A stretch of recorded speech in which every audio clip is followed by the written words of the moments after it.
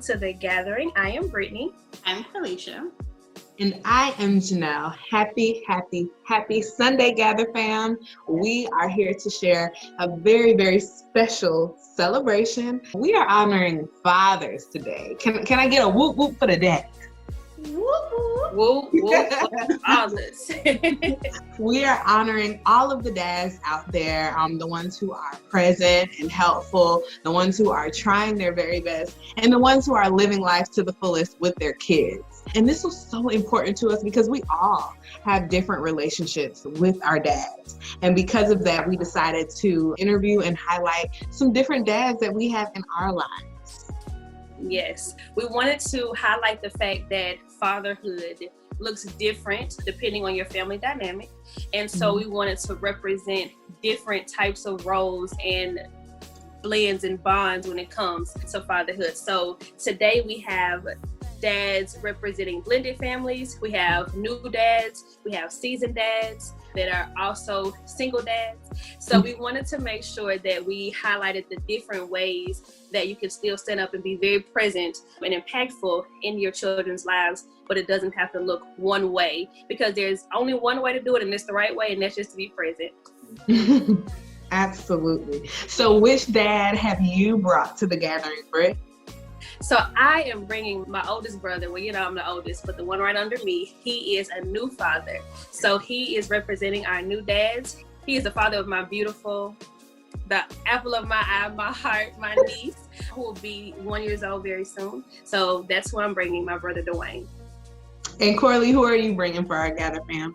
I am bringing my cousin Jonathan, and I'm sure he'll tell you that he has never heard me he's never heard me call him Jonathan his whole life. He is my dear sweet pudding, and he knows that I love him, so he would be very embarrassed that I'm saying that. But I thought that he would bring a great perspective, because not only was he a single dad for a while, but he also became a father as a teenager. So imagine having to step into that role when you're not even out of high school yet. So I think that he would give an amazing perspective on what it's like to have to kind of man up before you're a man. So we're excited to speak to him about that. Absolutely.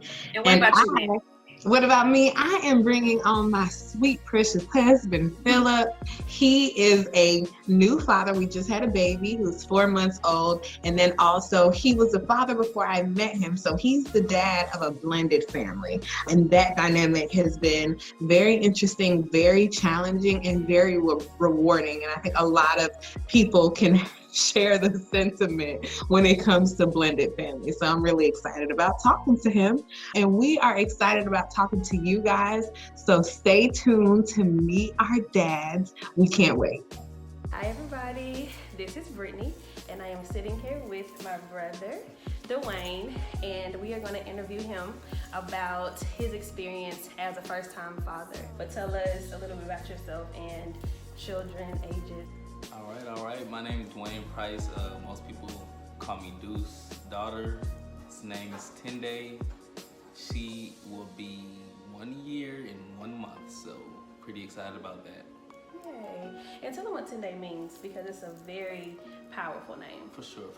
Tende is from the Bantu tribe, and it means to be thankful to God.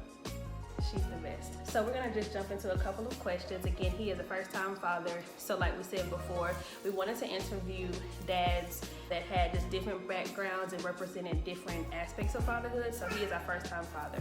Deuce, has fatherhood had any impact on your mental health? And if so, how?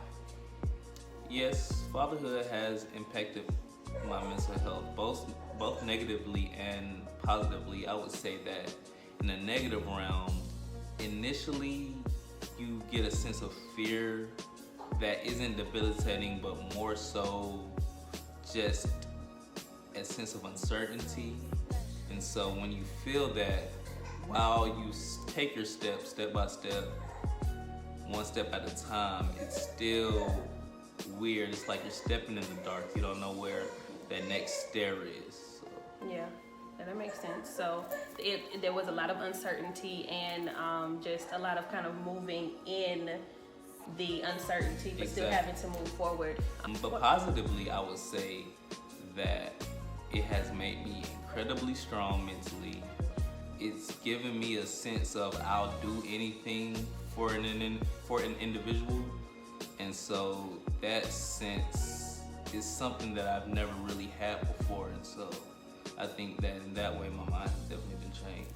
Yeah, I hear that parenthood definitely brings a sense of selflessness that you've never experienced before. So while we would do anything for the people that we love, now it's not virtually anything, it is absolutely anything. Absolutely anything. Yeah. And then when it happens for your child, it can be, displayed in other people, for your wife or for your mom, for your siblings, for anybody.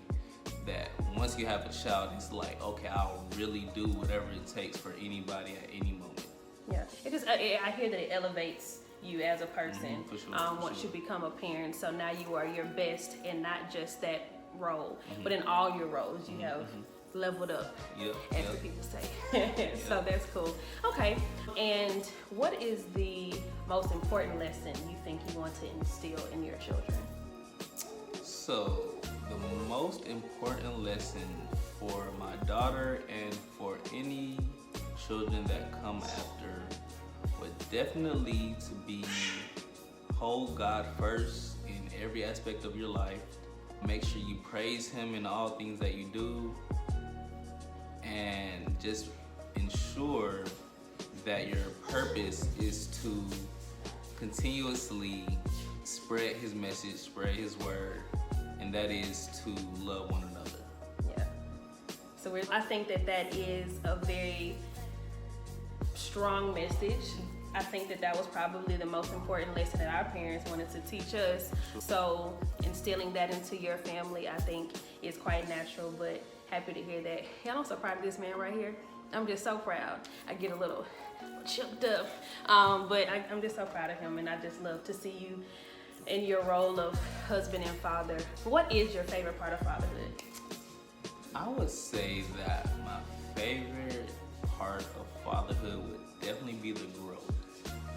Just seeing how fast that they can grow up is crazy. Like, I didn't realize a child could grow up this fast, be this active, be this just amazing, really, just at almost 1 year old. She's not even 1 year old yet, so yeah, it's gonna be crazy to see what else she has in store for us.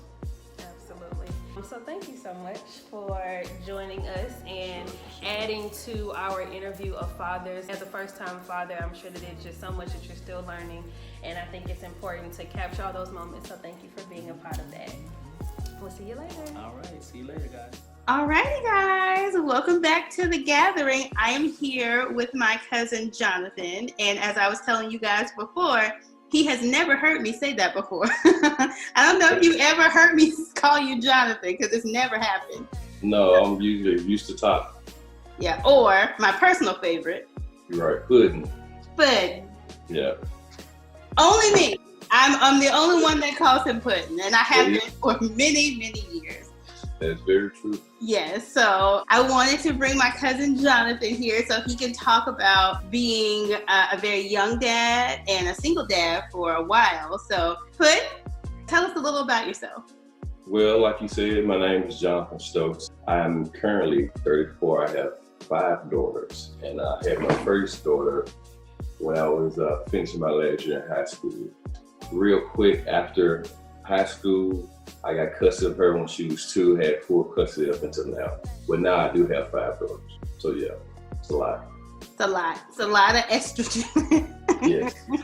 So I have no power when it comes to what they want. So they all spoil. As it should be. That's the luxury of being a girl dad. That's true.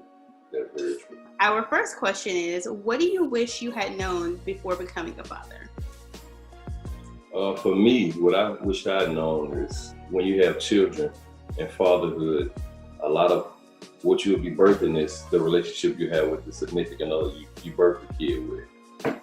You should do your research on that person. And while dating, you should really get data to see who you really gonna deal with, what their parents like, how they are when they're mad, and like how what really pissed them off. For me, fatherhood is very much to do with relationships, and that's what I didn't understand, because what it is when you have sexual intercourse, you laying down with a person, but that can become very spiritual, because whatever they're dealing with, maybe they're a liar. When you get up and you done laying with that person, that's when you become a liar, because you pick up spirits through sexual transmissions. And so if anything, I would say fatherhood is based a lot off a relationship you have with the person that you lay down to have a kid with. So that's one huge thing for me. I wish I spoke openly with somebody about intimacy and having an open conversation with another man about how fatherhood goes for them, or what sex is for them, or how to be in a relationship and to communicate how you feel and be vulnerable and to be open to the person you're speaking with or having a kid with. It's all that factor in a lot for fatherhood, because what you'll see is a lot of yourself, but what we dismiss is the other person is involved too. So together you building a person from two people with different personalities, different characteristics, and you'll see all those things come up throughout fatherhood and raising a kid. So yeah, fatherhood. I wish I knew a lot. So like we spoke about, like before we got on camera, you have, of our other two dads, you have been the father the longest. Your oldest is 17, right? Yeah. So teenager is a whole nother playing field, because it's like, okay, you're already a female, you're already maybe emotional. For me, raising girls, period, has made me very sensitive to what I say, what I do. If I had boys, honestly, I would, still be kind of whorish. But when you have a girl, you go through this pattern where girls reach your heart and they change your inside. So when I was raising girls, it started to change the person who I was to the person who I currently am. And when a girl, to me, I tell all dads this, I like, when your daughter touch your face, it's gonna change your whole inside, because you see, it's like something happens internally to you and you change your heart. Because agreed. So I think you kind of, in a lot of ways, answered the fifth question about about kind of advice for new dads or senior dads, or even for young men who grew up kind of like we grew up, right. And in high school and out, and just kind of making decisions based off of emotions and passions and not like thinking. So kind of what would be your advice? So you can speak to kind of the young guys or seasoned dads or new dads, kind of what would be some advice for someone kind of transitioning into that role? Well, first, like I said, you should first have a relationship with God, and to always get in his presence. And instead, a man should always pray without ceasing, pray about everything.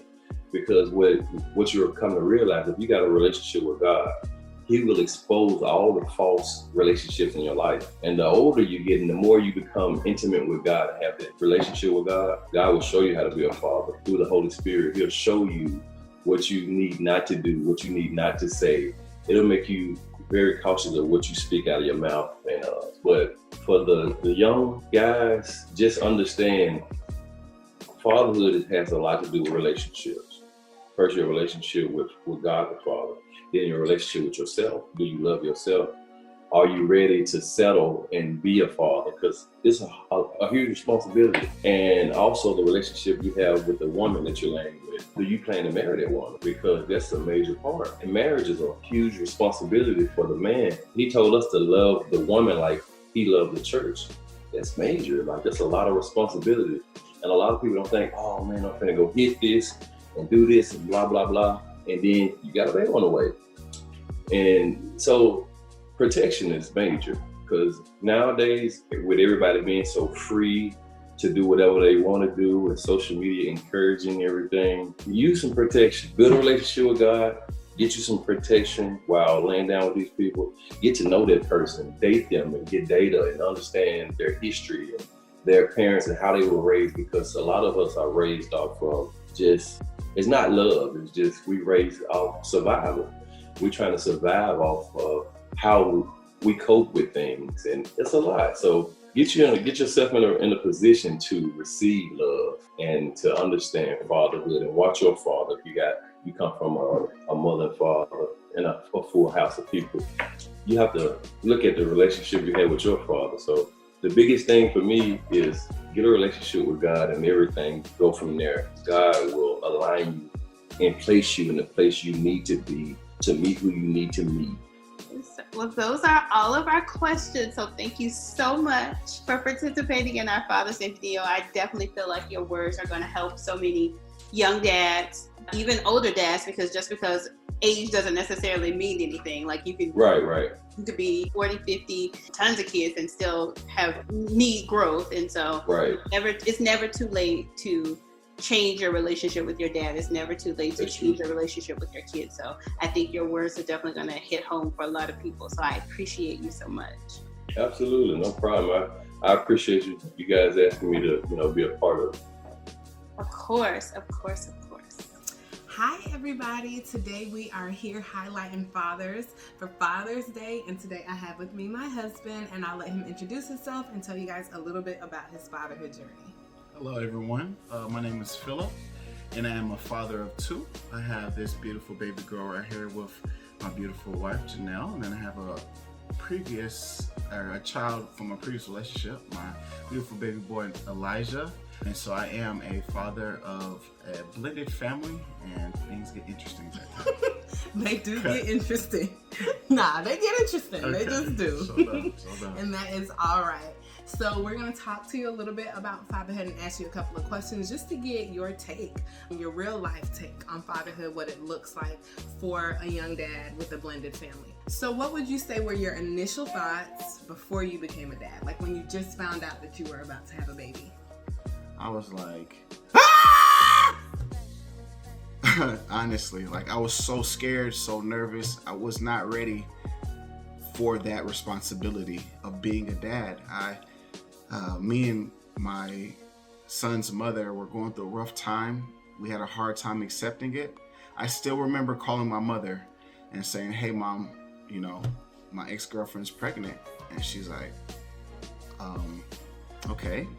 Well, were you all having sex? I said, yes. She said, were you wearing a condom? I said, no. She said, what are you surprised about then? And I was like, you know what? Yeah, you're kind of right there.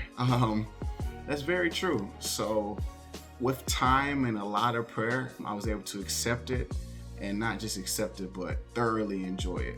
Is fatherhood what you expected?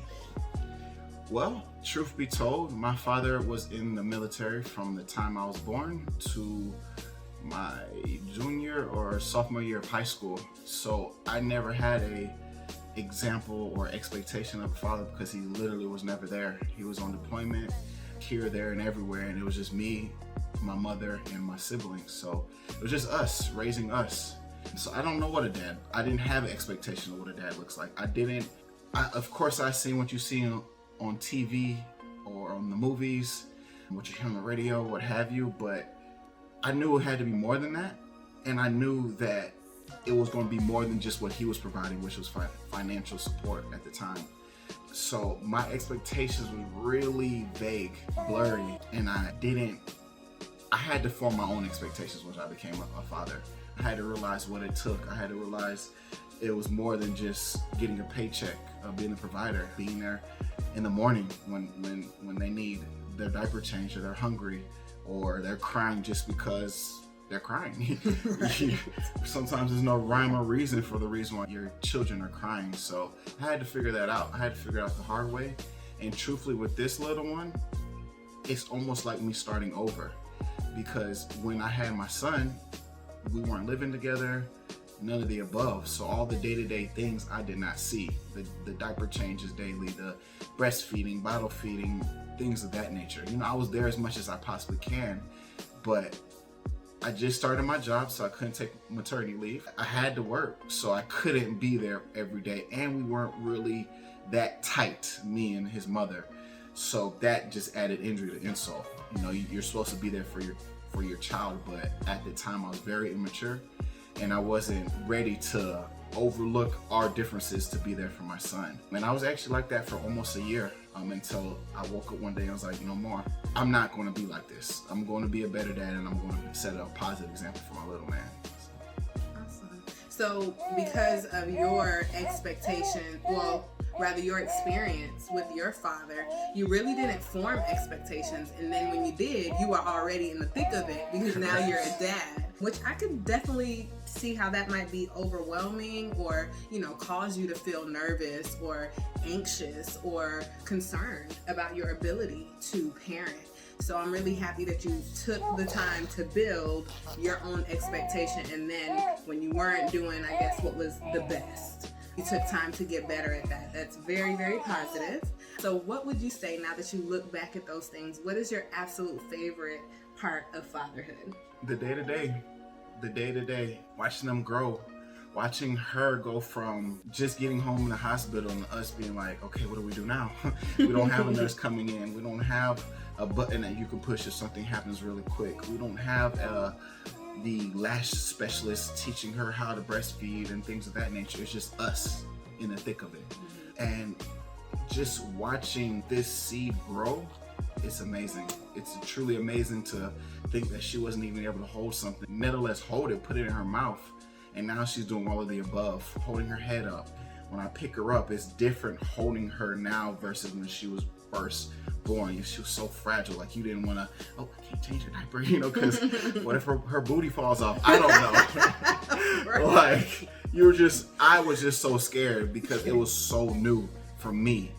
All of those things, I truly regret that I wasn't there for my son, and I even took the time to apologize. He's 8 now, and apologize to him for not being there for the day-to-day things. But now, with that being said, I'm here for her for the day-to-day things, and that's my favorite part. Just watching the progress. You see what I mean? Watching the progress of her going from not making no sound to talking over every show that's very important to me. That I can't record, and I don't want to get up to get the remote because she's on my chest and we're comfortable or whatever. And she just get louder and louder and louder and louder. And I just gotta read the subtitles and read the lips. Exactly. Well, that is a beautiful part of fatherhood, and I think a beautiful part of parenthood, the day-to-day. It's the very little things that people don't think about when we think about how our parents parented us, or if we were in a relationship and have a child and we're not necessarily able to be there for the day-to-day, just seeing what that might have looked like for that other person or for that child, and then being able to have the opportunity to do it again. So I'm really happy that you decided to join us and share a little bit. Did you want to say something too? No? Okay. Thank you for joining us and sharing a little of your corner of your fatherhood world with us. We truly, truly, truly appreciate it, and happy Father's Day, baby. Thank you. And please, let's, Black fathers matter. Right, Belle? It's more than just a word being a father. It's action. Remember that. Thank you for having me, Gather Girls. Yes. I'd love to be back on the show whenever you have a topic that pertains to me or what I'm doing. I hope everyone has a great day, and happy Father's Day. Happy Juneteenth. Yes. Well, guys, we enjoyed that. We enjoyed sitting down, talking to some of the fathers that are in our lives, and we hope that you enjoyed it just as much as we did. Absolutely. And you know what? We are saluting and celebrating and supporting fathers all month long. So stay tuned. We have some giveaways. We have some father focuses. We just have a lot going on. So definitely stay tuned for that and watch out for everything the Gathering is doing for our dads. Yes. And guys, we are still on our journey to our first 200 subscribers. So please help us out, and remember to subscribe, comment, like, and share this video with your friends and family. And we love you guys so much for watching. Thanks. Until next time, guys. Bye. Bye.